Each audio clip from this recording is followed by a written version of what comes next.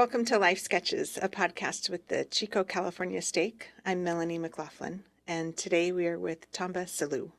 Thank you for coming to visit with us today. We really appreciate your time. Thank you for having me. I want to start just right off by talking about your clothing because it's unique, right? I've never seen a shirt like this before. Will you tell us a little bit about it? Yes, so this is it's an African fabric. It's something we wear like to formal occasion, and you can wear it just by itself, or you can wear a shirt underneath it. Okay. Yeah, it's a formal dress in Africa. Can I touch it? Yeah, absolutely. Okay. Okay, so it's a heavier cloth. Yeah, it's heavier. Yeah. It's heavier, and there's embroidery and pockets. Yeah. Yeah. How many of those do you have? Oh, I have a lot. Okay. I have quite a lot of them. Do you wear them often? Well, not so often. Like I mostly wear them occasionally, because there was a point when I came to the state, I have more of this African clothing than I have Western clothing. Mm-hmm. I mean, I have a lot of Western clothing too, but I have more of African clothing than Western clothing. And my mom used to sell them in the Bay Area. Did she make them? No, she makes some of them, but most of them she'll buy. Imported. And yes, she'll get them from different vendors. Nice. So tell us a little bit about your family and where you grew up. Well, as you may aware, I'm from Sierra Leone, West Africa, and I am one of 3 sons, and we have an older sister. I was the second to last. I was the third. No. I have my older sister, my older brother, and myself, yeah, and then my younger brother. Okay. And then my older sister was born in the United States, but my older brother was born in Sierra Leone, and myself, I was born in Sierra Leone, and my younger brother was born in Sierra Leone as well. Okay, so 4 kids in your family. 4 kids, yes. And tell us a little bit about your parents. Yeah, so my parents came to the United States in the early 60s. They came here for school. And so when my dad got his first master's, they moved to Africa. I was an accountant. They lived in San Francisco. That's where they used to live. And then they went to Africa, and then they worked in Sierra Leone. My dad was an accountant, so he was the financial controller for the University of Sierra Leone. And so that's where we were born and raised. And then somehow you ended up back here. So tell us a little bit about that story. Yes. So, well, the one interesting thing, when somebody from like a third world country like Sierra Leone move to the United States and go to school here and also end up working here, their culture change. They are very different from what they really were when they came from Africa, for example. So when my dad went back, he had a lot of problem to fit in again because the American culture influenced everything he did. So like simple things like on a Friday, for example, when you get off work, people are expecting to, like if you're the boss in the department, your subordinates will expect that on a Friday, you should take an envelope, put some money in them, give it to them, say, okay, go have dinner with your family, take your family for lunch or something. But so my dad was like, oh no, I can't do that. I make a little bit more than you because I am your boss, but my money, I have to make my choice to give it to somebody. I'm not going to feel pressured to give it to somebody. So some of those things are like very different.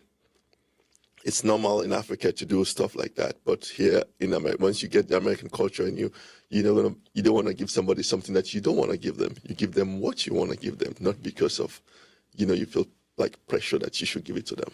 Right. So he wanted to come back. So he was more comfortable in the culture. Exactly. Here. So he had a lot of.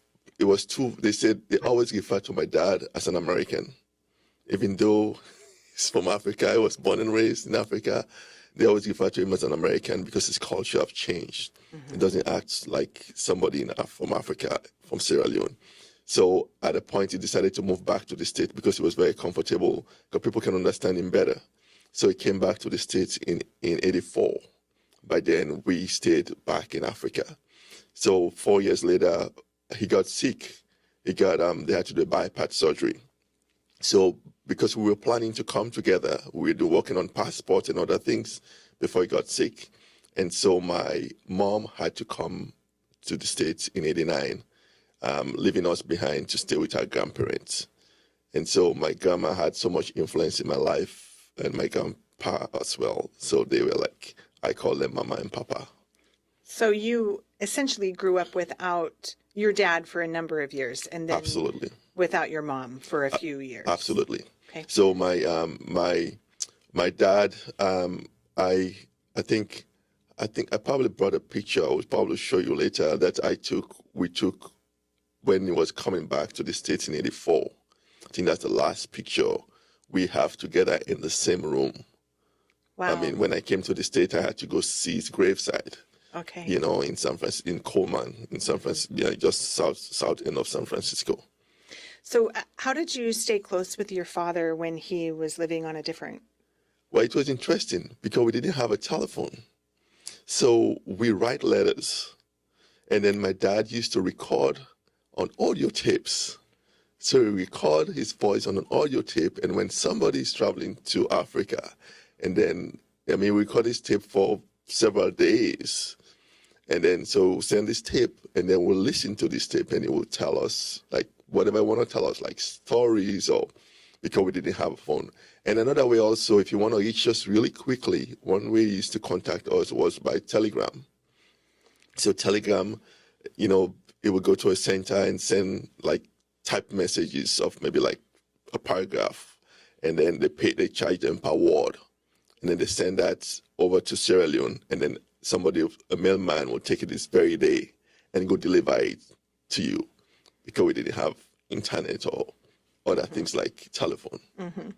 And do you have some of those letters or telegrams today? I do. I absolutely do. So when my mom moved into a retirement facility, into an assisted living facility, so we were cleaning up place. So I found all those letters. So I even found letters that I was writing to my dad when I was 9 years old. And when I left, and up to when I was in secondary school, all the letters I wrote to him, he kept every single one of them. So when I was going through those documents and I saw all those letters, I remember exactly where I was standing when I wrote those letters. I remember exactly how I was feeling. You just have this dream in your mind, where your daddy is at and what he's doing. And then you write in his letters. And so I was happy that they saved all those letters and I still have them. Yeah, that would be a treasure to have those exchanges. Yes. So you spent a number of years being raised by, it's your maternal grandmother? Yes. Is that correct? Yes, my maternal grandmother. Okay. Yeah, Will you tell us a little bit about her and the influence she had on you? Yeah, so my grandma never went to school. So she hailed from a ruling family where they were chiefs, they were kings. They call them chiefs, actually. And so because she was a woman, so she didn't go to school. But all the brothers were sent to school. In fact, like one of our younger brother was one of very successful medical doctor and a politician as well. So, but the girls, they didn't let the girls go to school at all. They only let the boys went to school. Well, my grandma, even though she didn't go to school, she was able to support my mom when she came to the United States. When my mom was in the United States, my grandma will send money to my mom here in the United States, because by that time, the Sierra Leone currency was higher than the dollars, the US dollars. So like one of Sierra Leone currency will be 90 cents. 90 cents of Sierra Leone currency will be $1 US. So they can send money to my mom when she was in the United States during that time. Mm-hmm. And did you ever talk to your grandmother about her not being able to go to school? Did she miss the opportunity to go to school? Well, she didn't. She didn't mention anything like negative, because she's very positive. My grandma was so positive, and I admire her so much. She was very loving. She's always helping people. she didn't complain about it. She just made the best of it. Even though she didn't, like, she cannot read the Bible, she married a husband who can read. So my grandfather read the Bible every single day to my grandma. And so she knows a lot about the Bible.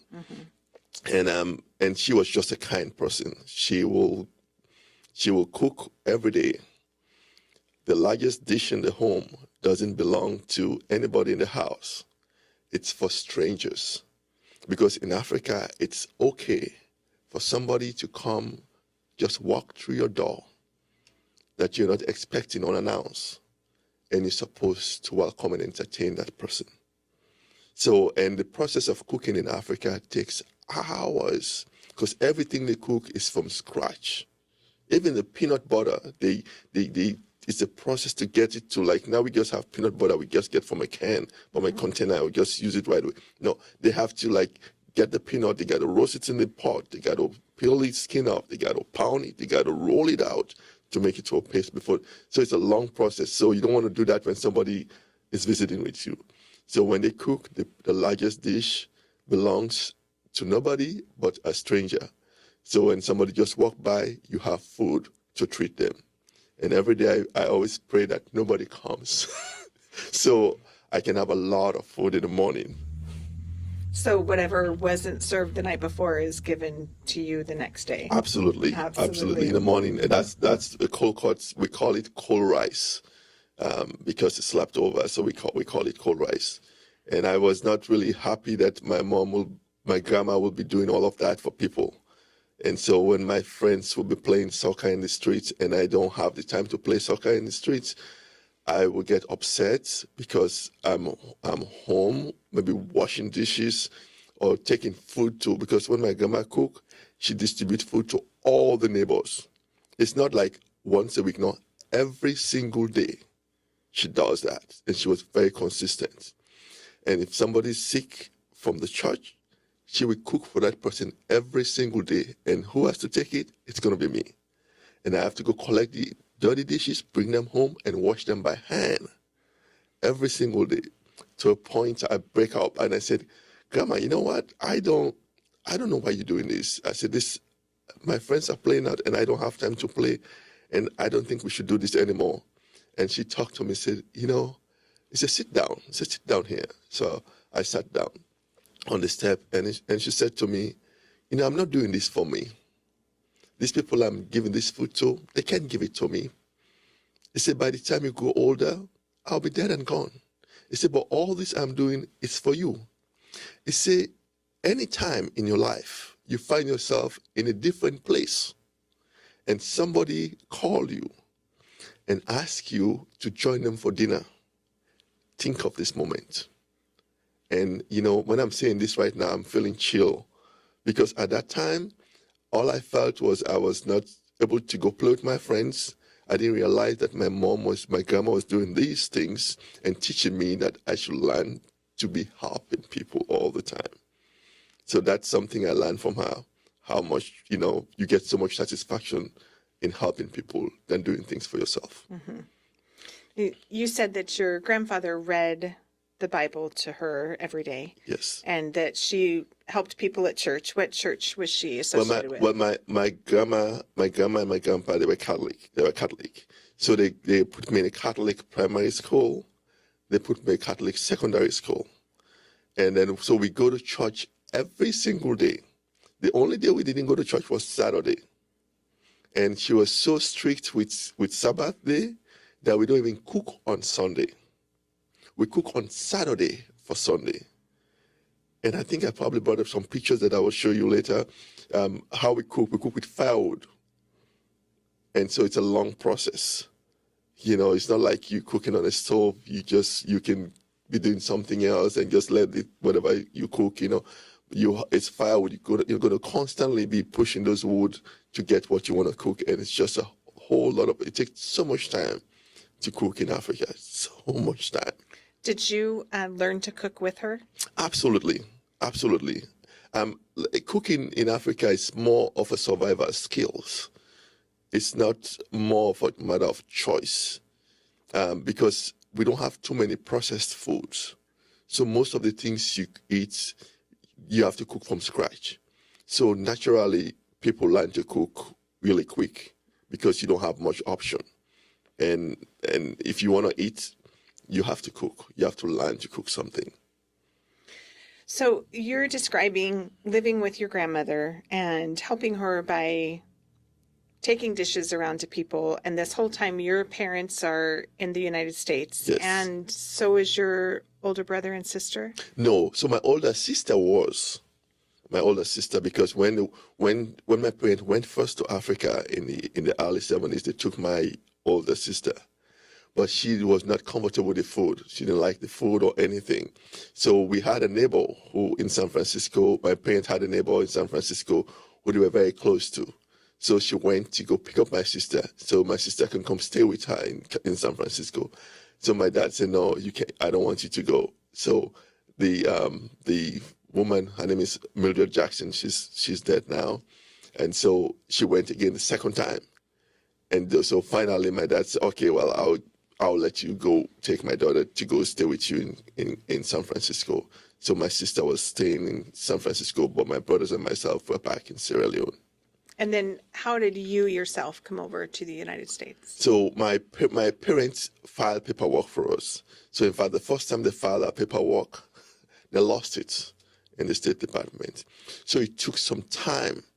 When my mom started the process all over again in '89 when she came back to the States, we were not able to come to the United States in 2004.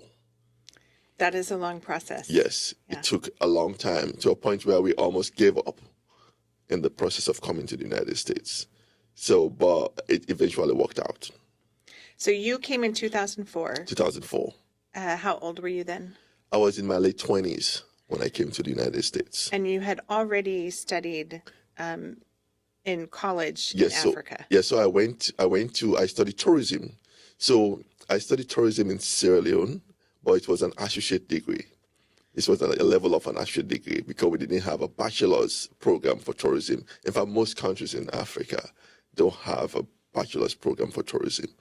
So in fact, that's how I get to know about BYU, because after I graduated from the hotel and tourism school in Sierra Leone, and I was looking for a university where I can go do a bachelor's degree in tourism. So luckily I got a job with the tourist board, the National Tourist Board of Sierra Leone, and I was the marketing and public relations officer at the National Tourist Board of Sierra Leone. So I was looking for different colleges where I can go do a bachelor's degree in tourism. And I applied, and I used to love to write. That was my hobby. I love to write, like I had pen pals. So I love writing. It's just my thing I like to do. So I write to different colleges across the world. And by that time, there was a college in South Africa, there was one in Kenya, and there was one in Tunisia that actually offered a bachelor's degree in tourism. Ghana, they only have a higher national diploma, which is not up to a bachelor's. And so I wrote to colleges in England and the United States. And one of them that responded was BYU. And they gave me a scholarship package to do a full bachelor's degree in tourism. So that was interesting because when I filled out the form, there was a spot in the back for an endorsement from a bishop. And so I have no idea about the church. I don't even know anything about the church. So I keep asking people, and somebody said, I know somebody who's associated with the church who will help you. So went to the person, was a parliamentarian, but when we got to him, by then he had been released from his calling. So he referred me to the person who was acting, and the person who was acting at that time knew me. We have the same name, the same first name. His name is Tamba. So I went to see him. He was the protocol officer in the Foreign Office in Sierra Leone. So I went to him and I showed him, I said, I'm looking for a bishop to do an endorsement for me. And he said, I can do it for you, but I will refer you to the bishop so you can meet the bishop. He said, but before I send him to the bishop, let me tell you about the church a little bit. So he opened his drawer, he got the Book of Mormon. He said, have you ever heard about the Book of Mormon before? And I said, what is that? He said, okay, so this is another testament of Jesus Christ. So he told me about the Book of Mormon, and he told me a little bit about BYU. He says it's a very good university, but there are some standards in that university, how you dress and code of conduct. And so I'm like, well, this is going to sound more like a seminary to me than just a college. So when I went home, I did not move forward with my scholarship program because I was nervous that, okay, they might just not let anything go forward because this is going to be more religious than I thought. It's just a regular college. So I went home and I put everything back, and I start talking to friends, people that I know. And I said, I have this scholarship package here because BYU promised to buy books for me, pay my tuition, give me a round trip tickets to the United States, and then even lodging. And so somebody said, who does that? Nobody does that. That's impossible. In America, nobody's going to do that for you in America. Do all of those for you? No. Maybe they'll pay tuition for you and maybe help you with some books. But all of that, no, they're not going to do all of that for you. So I was a little skeptical, so I did not pursue that. And then years later, when I moved with my job, I used to go to England. So my friend was a diplomat, so I stayed at his home in England, in London, so I don't have to pay for hotels. So one day the missionaries went there, and they were teaching my friend's wife about the church, and I had no idea. So they invited me to join them the next meeting. They gave me my first Book of Mormon, and that's when I started reading it, and I just took the rest and I put it in my suitcase. I said, no, I think I'm on vacation right now. I don't want to be doing any other thing. And after I came back to Sierra Leone, I didn't even think much about it at all until I moved to the States. And then the rest now is history.